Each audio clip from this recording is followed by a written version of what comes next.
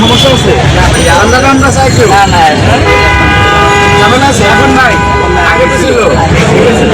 BNP লোক ধরনের সমস্যা বিএনপি লোক ইনশাআল্লাহ সমস্যা নাও বলি ঠিক এইভাবে ফুটপাতের সাধারণ ব্যবসায়ীদের খোঁজ খবর নিচ্ছেন ছাত্রদলের সাংগঠনিক সম্পাদক আমানুল্লাহ আমান। সামনে দিয়ে সরে ভাইয়া।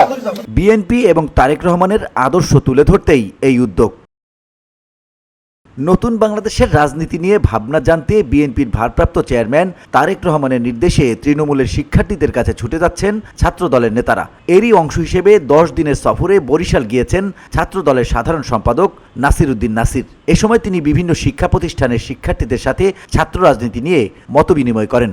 মতবিনিময়কালে কেমন ছাত্র রাজনীতি চায় শিক্ষার্থীরা তা জানালেন দুই প্রতিষ্ঠানের শিক্ষার্থীরা। সাধারণ শিক্ষার্থীদের সঙ্গে সংলাপ করেন তিনি। সংলাপকালে শিক্ষার্থীরা আগামী ছাত্র রাজনীতি নিয়ে নিজেদের মতামত ব্যক্ত করেন। শিক্ষার্থীরা বলছেন, শিক্ষা প্রতিষ্ঠানের ছাত্র রাজনীতি তারা বন্ধ চান না, তবে সুস্থ ধারার ছাত্র রাজনীতি, শিক্ষার্থী বান্ধব ছাত্র রাজনীতির পক্ষে মতামত দেন তারা। আমরা এমন রাজনীতি বা রাজনীতি যেগুলো আগের সরকার জাস্ট গণতন্ত্রের ঠিক ব্যবহার করে না। বিএনপির পক্ষ থেকে এসেছি বেগম খালেদা জিয়া এবং দেশটা জনাব তারেক রহমান সালাম নেবেন। এত সাই শীর্ষে নিয়ে এসে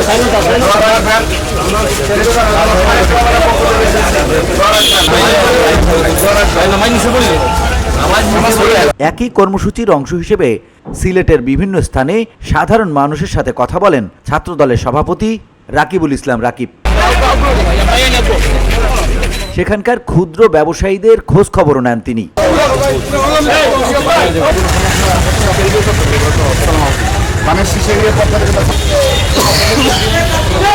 ভবিষ্যতে তারেক রহমান কেমন বাংলাদেশ গঠন করতে চান সেই বিষয়টিও তুলে ধরেন ছাত্রদলের সভাপতি।